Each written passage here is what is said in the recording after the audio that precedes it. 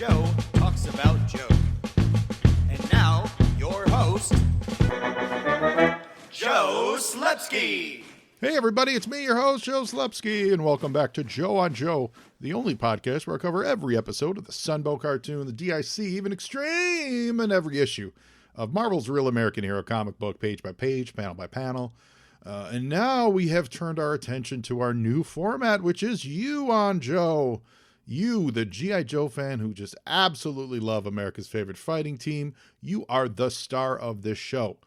And most specifically, your favorite aspect of the Joe team, or the Cobra team, quite frankly. Whether it's cartoons or comics, action figures, anything Joe related is up for discussion. And if you want to participate and be a guest, please reach out to me on social media, Facebook, Twitter, Instagram at Joe and Joe Pod, or you can send me an email to joeandjoepod@gmail.com and let me know what topic you'd like to cover. The more specific, the better, and we'll do a deep dive. And while you're online, please give me a rate and review on your favorite podcast app, because every review helps grow the show. If you're so inclined, you can visit our Patreon page at patreon.com/joeandjoepod and help keep the show afloat. And you can also give some love to our fabulous sponsors, which is the Movies and a Meal podcast. In the beginning of time, the smallest organism gained sentience and thought to itself, I really need a good meal. Then, a bunch of other stuff happened, and finally the Lumiere brothers started showing movies in France. This was all the inspiration that fellow broadcasters Brad, Keith, and Ben needed to combine these two primal needs into the Movies and a Meal podcast. The Movies and a Meal is one of the most casual and relaxing film talk podcasts you could ever listen to. These three friends enjoy a good meal together while talking all about the movies. And not just reviews, they do favorite lists, comparison discussions, genre talks, anything and everything that you can think of. They've even broken their solemn promise inherent in the name and branched out into TV talk. So I love the variety of films they bring to the table. They cover new releases, classics, cult films, often in one episode. It's really a delight to listen to, and it has something for every movie fan out there to enjoy. So if you're looking to grow your podcast library, if you eat meals, and if you've ever seen a movie, then you should give Ben, Keith, and Brad a listen and subscribe to the Movies and a Meal podcast. They've been a great sponsor to this show. I love the Movies and a Meal podcast, and I'd like all of you to love them too. Now, I really enjoyed this week's conversation. Meeting listener and new friend Bobby Manere, owner of Dogtown, which is a hot dog joint in Milford, Connecticut. Bobby reached out with his story of the DIC episode Infested Island as being his absolute favorite childhood memory of the G.I. Joe team. He said he wore that VHS tape out, and he fell in love with the franchise from this specific episode. So together we recap this lost gem. We talk about how it encapsulated a lot of the eco-fears of the 1990s, and in the process, we do a slight discussion of the eco-warriors themselves, which happens to be Bobby's favorite sub-team. We also slip in some talk about WWF, which was right up the street, and a surprise guest appearance by none other than Sergeant Slaughter. I hope you enjoy this talk as much as I did having it. So unless you have entomophobia, I think you're going to relish this episode as well. See what I did there, Bobby? Relish? Get it? I'm going to see myself out. Enjoy the show. So, Bobby Manere, thank you for coming on the show today. G.I. Joe, man, what you said your favorite thing was the DIC Infested Island. Yes. My favorite thing. Yes. Yeah. And if there's ever a case of something can be everyone's favorite thing, it's G.I. Joe's DIC episode Infested Island. You know, I listen to a lot of your shows, and thank you, man. Thank you. When it comes to the, you call it the DIC series, but I've always called it the Deke series because of, like, at the end of it, it goes Deke with like the little star, and that's what I remember when I was young, and I'm on the younger spectrum of G.I. Joe fans. I think I might be the youngest one I know, and Deke was still around and they were still thriving when I was watching cartoons when I was a kid. And for some reason, I always had the Infested Island VHS. And that was the one that I gravitated towards. It had my favorite characters in it, my favorite vehicles in it. And I feel like when I talk shop to other G.I. Joe fans, they just They don't get it. And I'm here to say that I think the Deke series is better than the Sunbow series. Whoa! And yeah, it's a declaration I that a love lot of it. That is a gauntlet. That is a gauntlet throw down. And yeah, it's the subsets I think that make the Deke series better than the Sunbow series. And my favorite happens to be the Eco Warriors. And this was the pinnacle of the Eco Warriors. It is absolutely true. There's so much to unpack there. Yes. Let's start with the VHS. I was able to find on YouTube a podcast or a YouTube channel that did a review of the G.I. Joe VHS. So I'll describe it for you listeners. Is this the one where Ozone is on the cover, kind of breaking out of a metal hatch or something, and behind him there's a giant bug over his head? Yes. With explosions. So that's the same VHS we're talking about. Yes. Yeah. It's a good looking cover. And you had this, you watched it a million times. Yes, I had this VHS and I had the 87 movie. So when I was born in 91, so none of it was on the air like live. Yeah. I mean, maybe like when I was like a real little baby. And then when I was actually like watching cartoons, 3, 4, UPN Cartoon Express. I don't know if that's like a nationwide or sure. whatever known thing. That was playing here. So I would catch some reruns, but it was always Eco Warriors, and those were most of my hand-me-downs, was like the late 80s, early 90s. Yeah, because Eco Warriors came out in 91, so they came out the year you were born. So you have an older brother or sibling that handed you down, or? I have an uncle who was born in 1978 or 79. Oh, yeah. So there you go. Well, he gave me all of my early Joes, but they all had broken crotches and broken thumbs. And they were my cannon fodder in the middle of my battles. Yeah. I had a cousin who was born probably 86 or 87. And me and him were really close growing up. And, I thought in the early 90s that like toxic sludge was going to be a much bigger problem than it wound up becoming. Sure. I thought that there was 3-eyed frogs in every lake. Well, the 80s we had quicksand fever. The 90s had toxic sludge. Eco Warriors, Captain Planet, Swamp Thing Commandos, Toxic Avenger. Absolutely. Yes, 100%. And when I was going to Toys R Us and the toy stores around me, I was seeing Battle Corps and Star Brigade on the shelves, but I always had all my hand-me-downs from my uncle and my cousin. Mm-hmm. My cousin was mostly late 80s, early 90s, and to me, Cesspool was the big bad. Right. He didn't want to rule the world like Cobra Commander did. He wanted to burn the world. I always thought that was a cool concept, Mm-hmm. And that makes sense because this episode, Infested Island, is it's very Cesspool centric, but he takes a leadership role in it. He basically approaches Cobra Commander and says, "Hey, I'm hatching my own plan. You can come along with it if you want." And Cobra Commander is just kind of a tag along.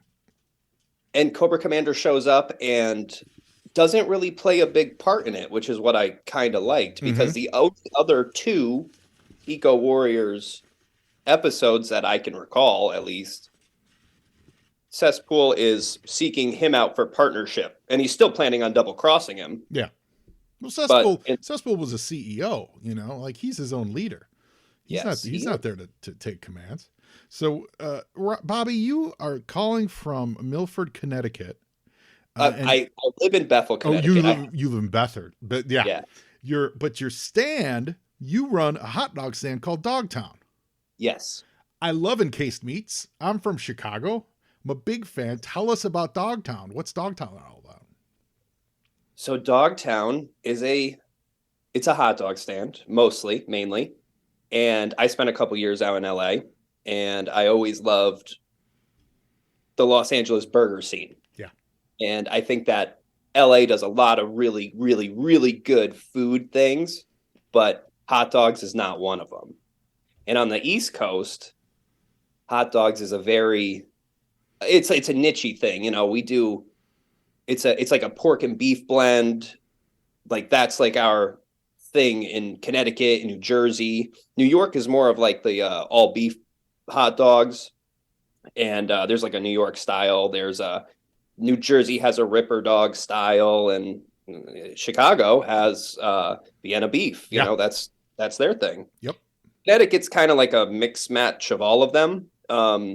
So in Milford, it's a split hot dog, kind of like you would find at Five Guys or um, Shake Shack. But we use a local hot dog company that makes everything in Connecticut, in New Britain, Connecticut. Their name is Martin Rosel, and they're a fantastic hot dog company. And actually, my dad has been doing hot dogs since 1987. Whoa. Yes, so he had, I think at one point, like 6 or 7 hot dog stands, and by the mid 2000s, he was completely out of it. But not to segue away from it, his first hot dog stand was in a town called Norwalk, Connecticut. And Norwalk is only 2 towns away from Stamford, where WWF was set up. Okay. So all the WWF guys used to come in. This is before it was WWE. And actually, when I was 2 years old, Sergeant Slaughter came in. Oh, And I got to meet him. that's amazing. I hid underneath the table, and there's still a picture of me hiding underneath the table with Sergeant Slaughter like standing over it. But at the time, one of the VPs of WWF was Pat Patterson. Yeah. So Pat Patterson was actually one of the first openly gay wrestlers. I think he was the first, actually. Yeah, he was. And his partner was a guy named Louis, who used to come in. They lived in, I think it might have been Norwalk or Wilton, but they used to come in all the time to Swanky's. And my dad had a really good relationship with them. And my entire family would spend holidays and stuff with them. We'd go see them in Florida. Whoa. Yeah, crazy. Listen, it's a small world. I just last night, not even joking, last night watched that latest episode of the Young Rock Show where it was all focused on Pat Patterson. Did you catch that one? I did not. I know Pat passed away a couple years ago, and Louis passed away probably 20 years ago. Yeah, it's like a tribute episode, and The Rock talks about how influential Pat was and how much he meant to him and mentored him. You should check it out. It's pretty entertaining. I will. Yeah, it's I didn't see Pat for probably 10 years before he passed away. But he was always really cool to us. They lived down in Florida, and we would go down, and they owned like rental properties in Tampa area, and that's wild. They would always put us up. It was crazy. That is a small world, man. That's very cool. And at the time, Sergeant Slaughter wasn't really getting along with WWF, but Pat called in a favor, and they came and saw us. Oh wow. It was cool. Yeah, we covered the Sarge on this on one of the UN Joes. I heard that. That would have been one of his off times. Yeah. It was yes. It was a good. They were not. Yeah, he was not early nine. It was probably 93 or 94. So he was not viewed upon as like the good guy Sarge. No, he was like go Iraq. Yeah. So if you're anywhere near Milford, Connecticut, you need to check out Dogtown. And if you find them on socials at Dogtown CCT. Yep. And then you can also find Bobby at Arbco Toys, because you also do some G.I. Joe toy trading and buying and selling and things like that. Yes, mostly buying and losing a lot of money on, but yes, I do a lot of trading. Yeah, ain't that the truth? So do you still have your Eco collection? You're such an Eco fan. Do you still have your Eco? I do. I have all of my Eco Warriors. I actually just sold an Eco Striker, the blue Awe Striker. That was probably my favorite. Those Eco Strikers are probably my favorite piece, because on the back it's got a bumper sticker that says "Don't litter." Like that's one of the stickers that they made you apply. But even right here, you can see I've got a septic hiss right there. Yeah. Oh, it's great. Yeah, it's great. And all the neon glory that turned me off as a young man. Yeah, but now I appreciate. I've come to appreciate, absolutely come to appreciate all that weirdness. But as a kid, I was like, I'm out. I feel like with G.I. Joe, like when they first launched, it's always cyclical. When they launched it in 64 or whatever, it was riding a high, and then the Vietnam War, it tanked. Yeah, and then they relaunched it with the Adventure Team, and the same thing happened in the 80s. Yeah, they were riding a patriotic high in the early 80s, and by the Desert Storm time, they were trying to rebrand in a sense.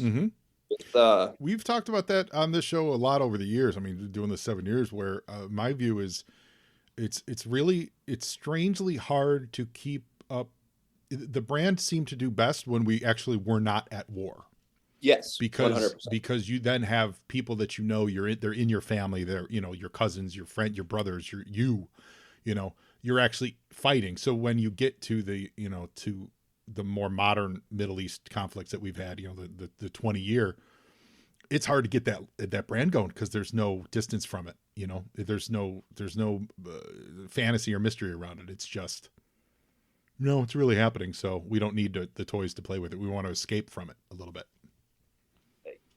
Yeah, and That's that's my theory. No, I agree with you, and I think that's why, being born in the time that I was born, the neon colors and stuff, it reminded me more of like Teenage Mutant Ninja Turtles. Yeah. And when I see, I don't know, I feel like it was more of like a serious tone to foreign affairs in the 90s at times. Mm-hmm. Like not to say that it wasn't that in the 80s, but it was all very camo based and Mm-hmm. green army men, and you had Reagan in office, like bigger stick kind of guy. And then in the 90s, I mean, I think I remember being in like second grade and being like, we're going to go to war and I'm going to die. Yeah. Well, that was not something you wanted to think about. I was draft age. Yeah. No, we talked about that. I would have been draft age had it escalated at the time, and that was absolutely a concern. We were like, oh great, we get to, okay, But listen, we're here to talk about Infested Island. Yes. So I'm going to read the brief description from the fabulous Now You Know by Lars Pearson book, just to get everyone caught up on it. This originally aired September 23rd, 1991, written by Martha Moran. It was the first episode of the Dick Season 2. Deek. I see that. I think that's why I always say DIC, because I always catch myself because I just want to say. That's the only reason I say TIC, because I never want to slip like I just did. At the end, when they do that star drop, it's like, and I'm like, okay, that's what it's called. But you're right too. It's probably just DIC. It is. I think it is Deke. I think it's Deke, but it's it's a Fordy thing that I just want to not say it. So we've got appearances from Flint, Cobra Commander, Ozone, Clean Sweep, Cesspool, Skymate, which was actually I liked Skymate this time. Skymate caught my eye. And then various vipers, sludge vipers of various styles. So a Cobra toxic sludge expert named Cesspool develops a means of creating giant insects. A team of Joe environmental guardians dubbed the Eco Warriors try to stop the fiend, but Cesspool mutates Joe member Ozone into a toxic waste spitting human insect hybrid, the likes of which we hadn't seen since Cronenberg's The Fly. What was your first reaction when you were a kid, when you maybe not your first reaction, but like, was it just a warm fuzzy that you enjoyed the action? Were you scared by it? Did you think that it was like a real thing that could happen? So I really thought as a kid, if in the future I could join G.I. Joe, this is what it was going to be like. Mm-hmm. Stopping evil people from doing just unfathomable things. And I don't think I was scared so much because I always just thought I always thought that there was a greater good out there. Mm-hmm. That would, in my case, being G.I. Joe. And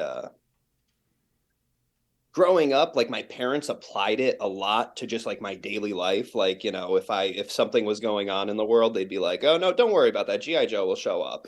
They'll take. That's great.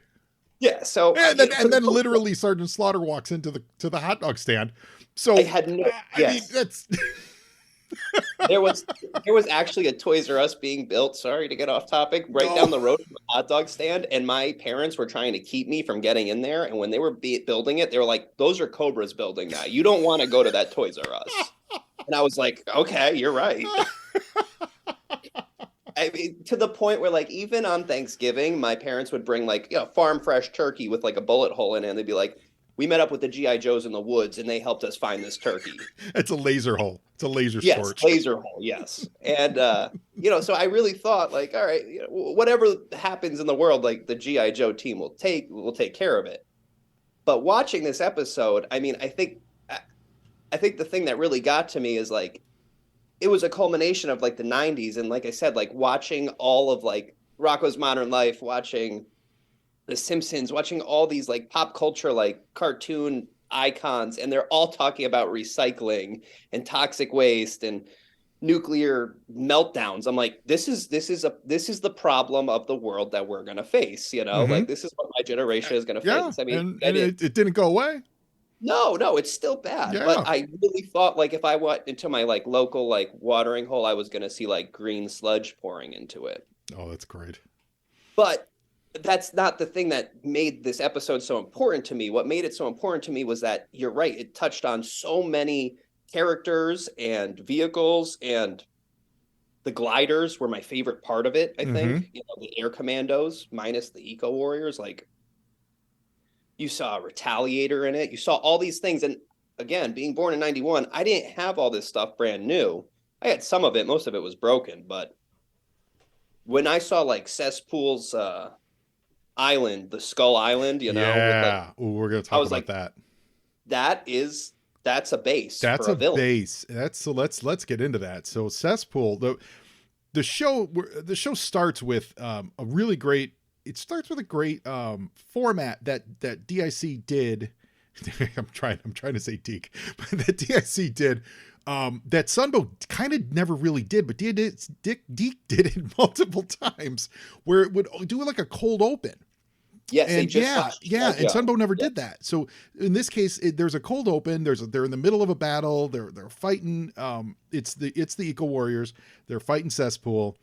Cesspool gets away. We do see that there's a giant bug. I'm not sure if that first bug was a grasshopper or if they just come in later, but you're introduced to this concept that Cesspool has created these giant bugs. And he even says himself that was a surprise, byproduct. He was just experimenting. And then, oh my gosh, I'm able to create these giant bugs. That's interesting. And then it goes to the fabulous theme song. I will always give him the Got to Get Tough. Yo, Joe is great. The best theme song besides the movie theme song. Yeah. Got to Get Tough is really, really great.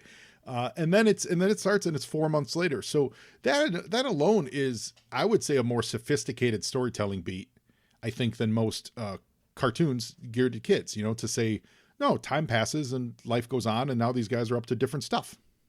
And what's interesting about the beginning of Infested Island is that when they're talking about where they are, they say that they're in the redwood forests. As we know, that's San Francisco. Mm-hmm. They actually give it a location rather than, some episodes where they don't tell you where they're at. Correct.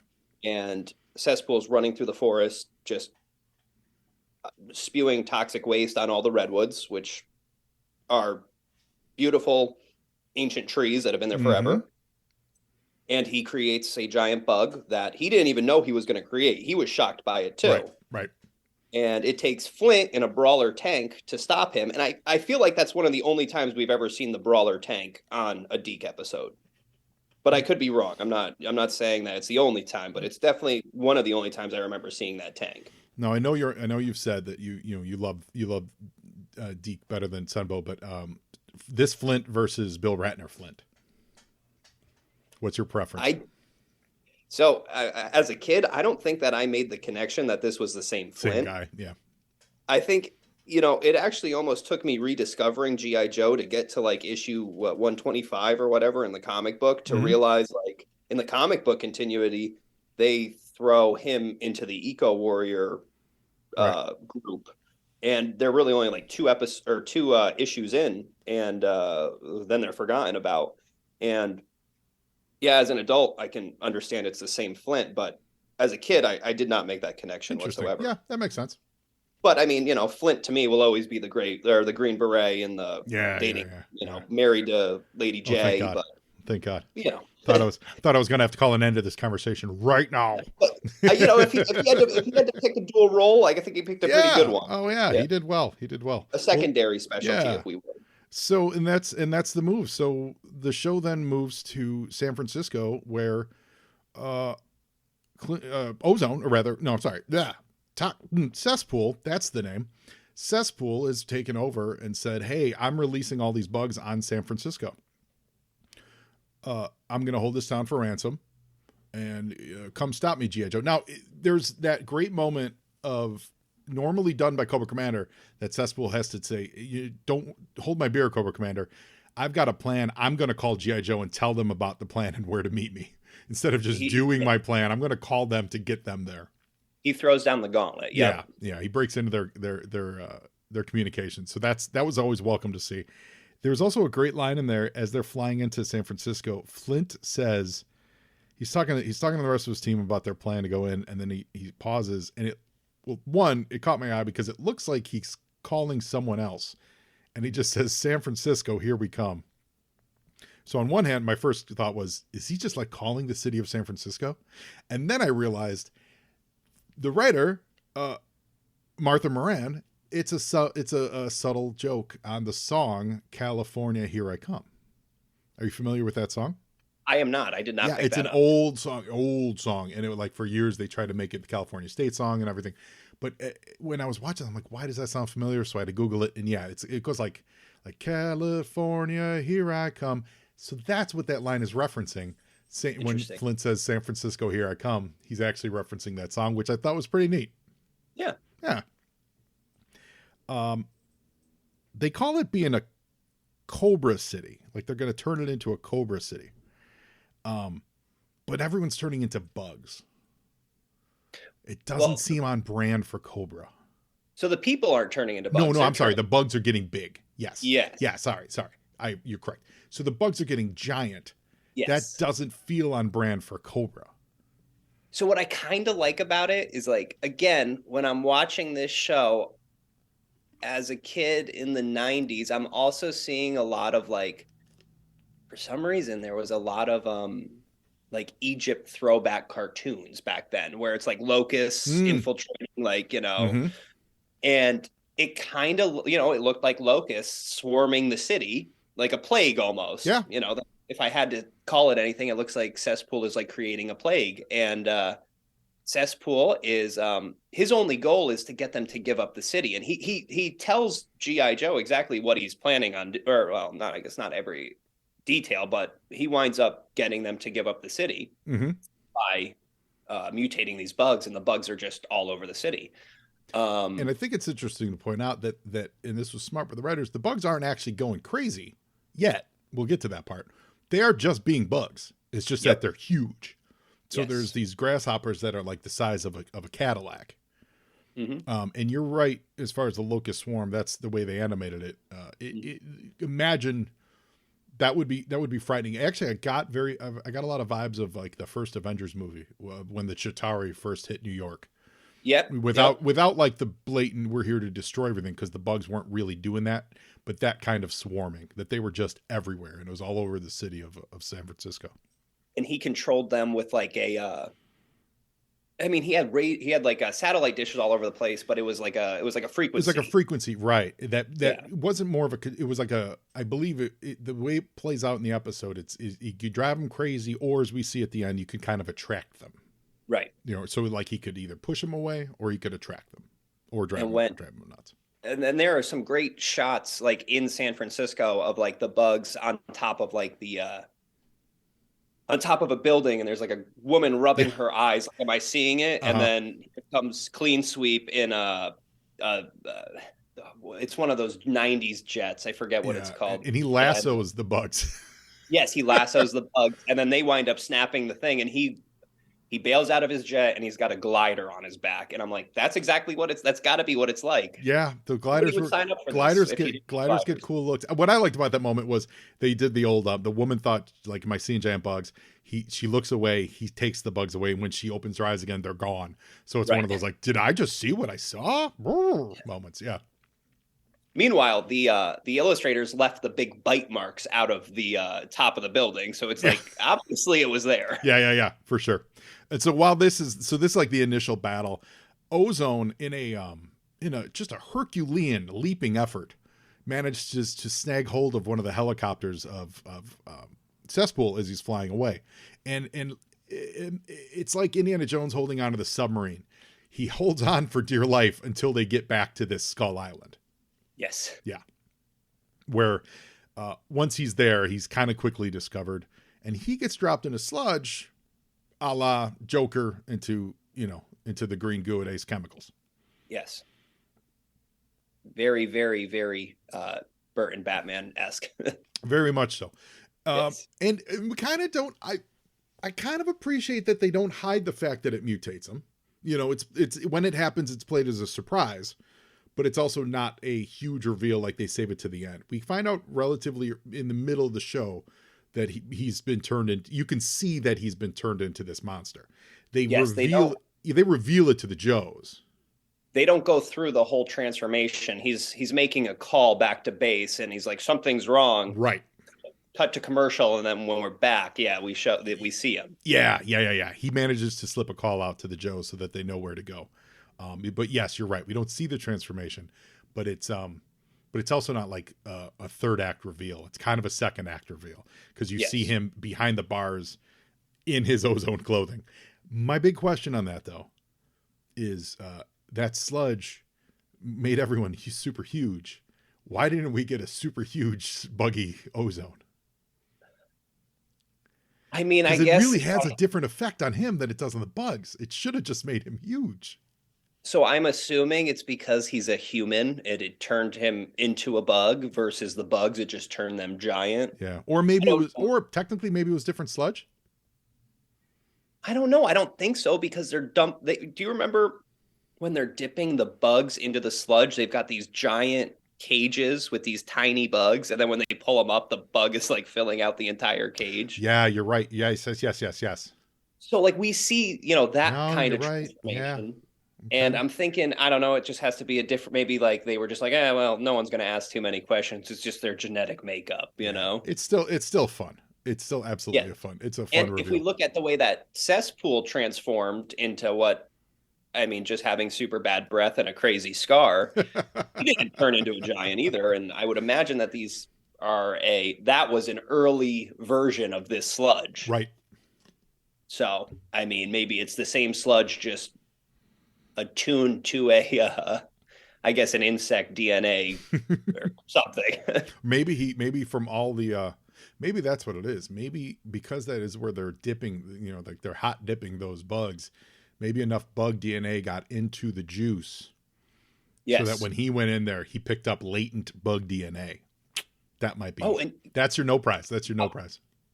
That might be it. And also, I mean, we also kind of blew over the fact that in the beginning of the episode, Ozone's talking about his bug collection. Yes, I have that in my notes. I forgot about that. Yes, in the beginning, he says he wants to get some grasshoppers for his bug collection.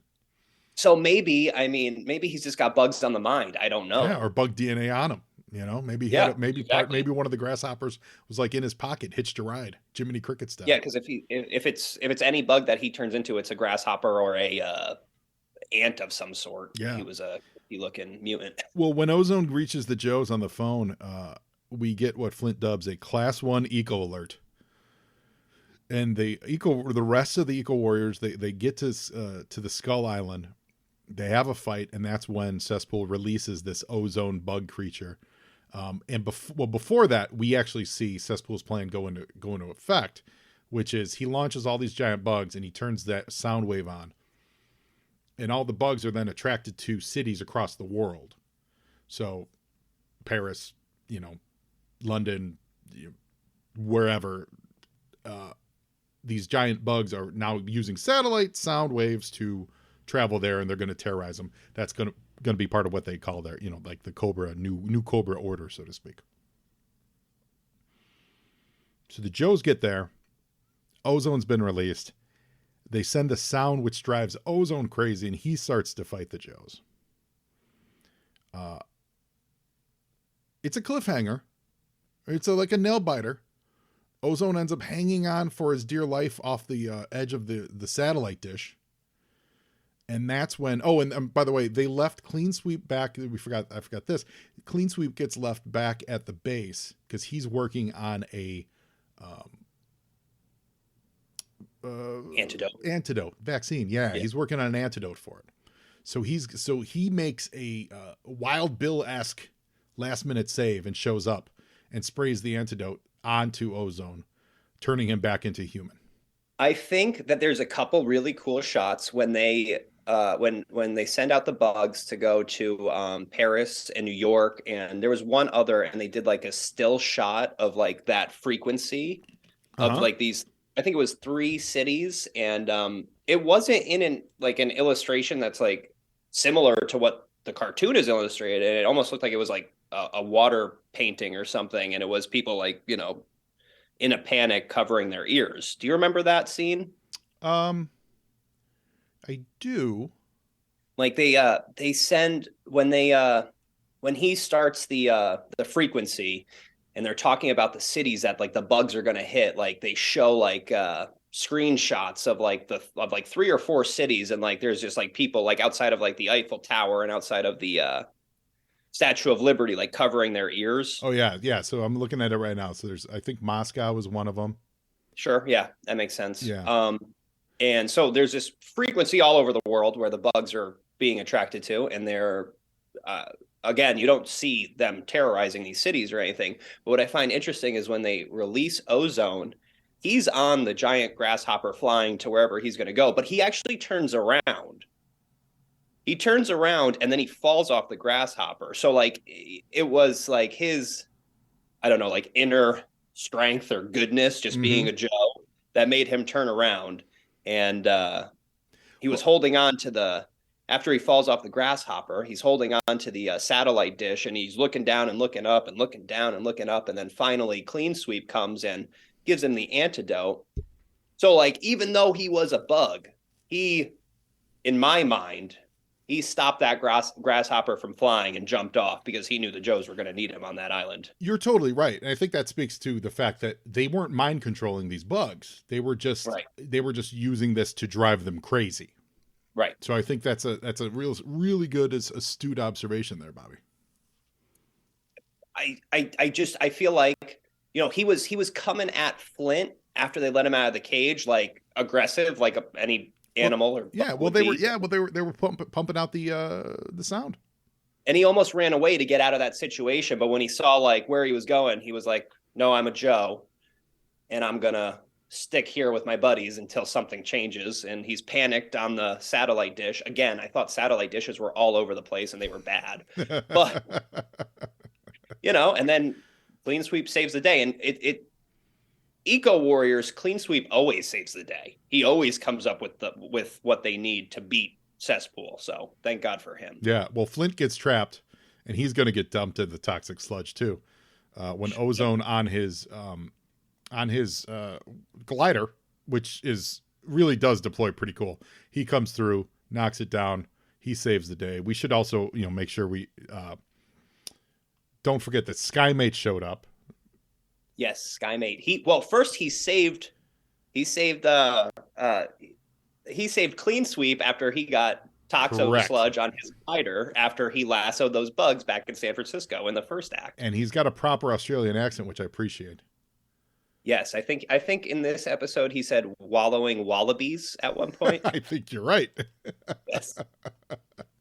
Skymate's he's a fun figure. I certainly never had him. He came with a boomerang, and I think that's awesome. Do you have one? Because I imagine that boomerang is really expensive. I do, yeah. So what I love about Skymate is exactly that. They gave him a holster for his boomerang. Yeah. They also gave him a peg on his chest for his bow and arrow. And then he had like the cool flip down visor. And I've always appreciated that about figures, that they give you a place to put everything, like Storm Shadow V1. Yep. Like he doesn't have to hold anything and he's still got all his gear, just like Skymate. Oh, that's great. He does. He looks like he's almost a bridge layer though. He doesn't strike me as a guy that's flying through the sky. Well, I mean, I guess kind of, but he's got a visor that flips down. So obviously he needs that to fly through the sky. Yeah. I feel like it's a fun look though. I do like him. And I do like that. I like the file card that they give him. It says he's on loan. He's attached to the Joe team on second assignment from 3 Saber sign or signal from the Australian SAS. So he's on loan to the Joes from the Australian SAS. That's funny. I don't collect the file cards, and it's one of those things where like a lot of people appreciate them, and I'm like, yeah, they're just cardboard, man. I like to make up my own stories about them. Yeah. Oh, it's great. I did notice is that all the gliders in all the cartoons are all cloudburst gliders. None of them are different. They're all just the one type of glider. And you know why, right?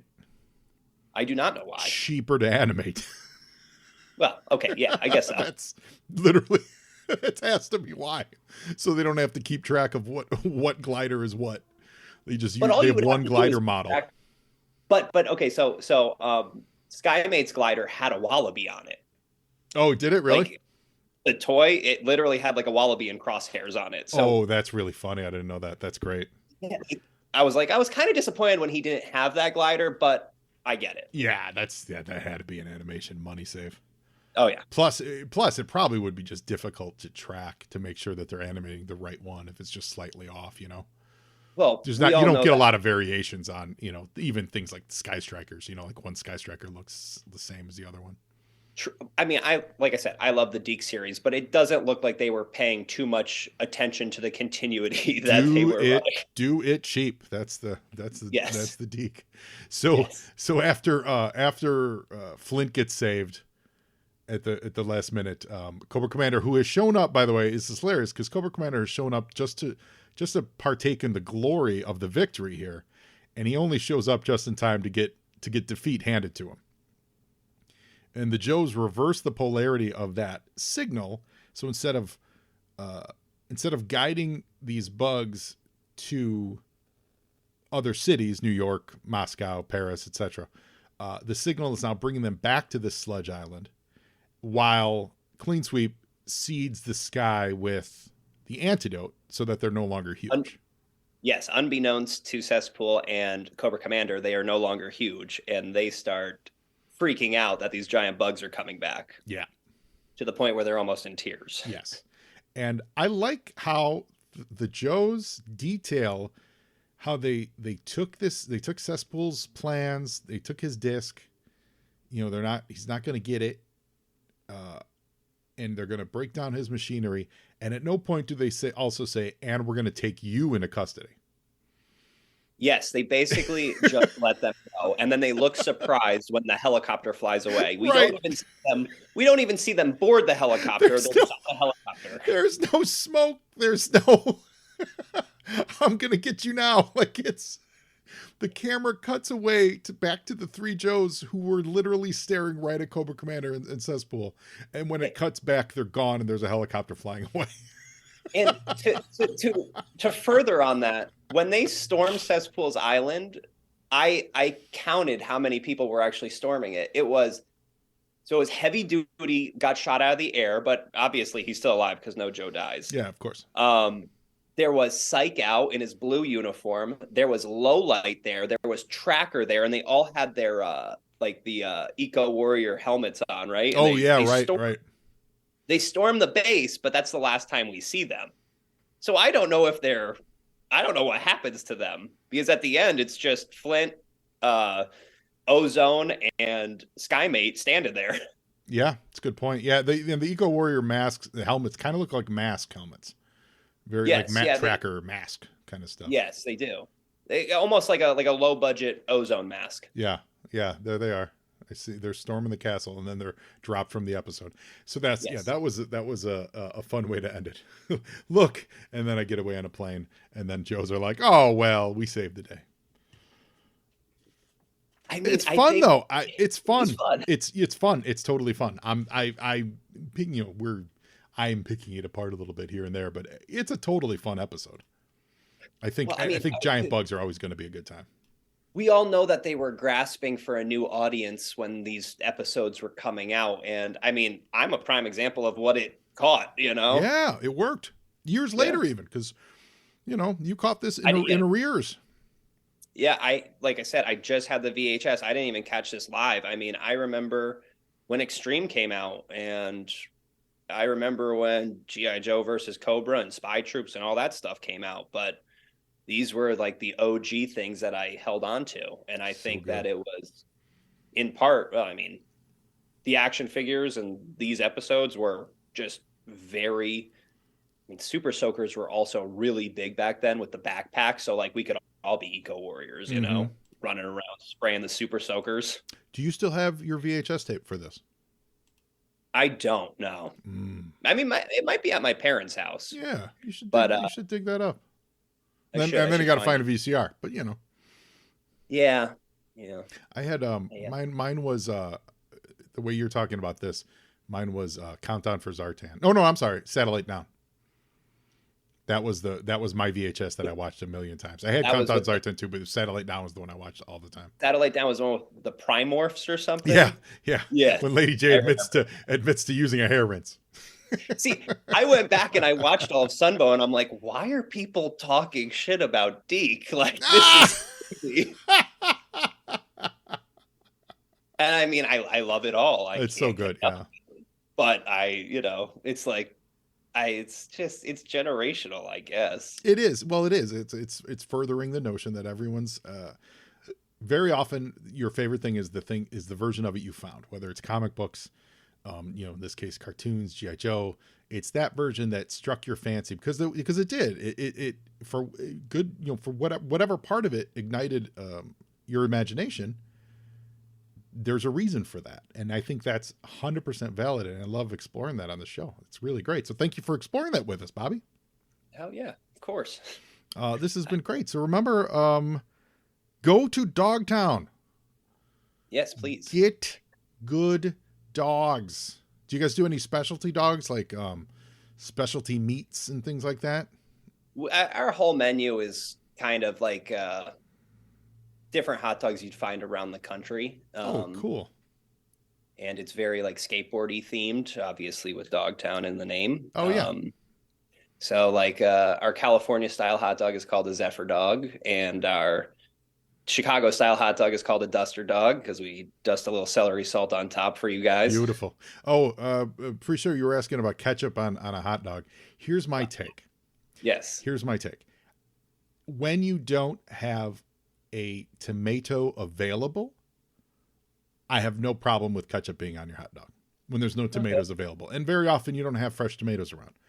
If you've got tomatoes around, there's no reason to put ketchup on your hot. That's my official take. I know there's a lot of my friends, a lot of my fellow Chicagoans say just no ketchup at all. I say, no, it's a tomato substitute. It's totally fine when you don't have tomatoes. Yeah. See, I ketchup has to go on a hot dog for me. I don't think I'll eat a hot dog without ketchup on it. Interesting. I mean, as a kid, I loved it. I mean, all the time. Yeah.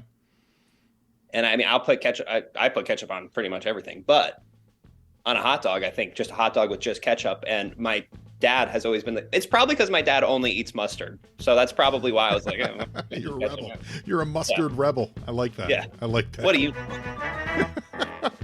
Well, Bobby Manere, thank you so much for joining us this week to talk about Infested Island. Hey, thanks for having me. I appreciate it. I don't get to geek out very often. Well, anytime you want to come back, man, let's do it because you're a delightful guest and I appreciate it. Thank you. It was great to meet you, man. And now you know more about Joe. And knowing is half the battle.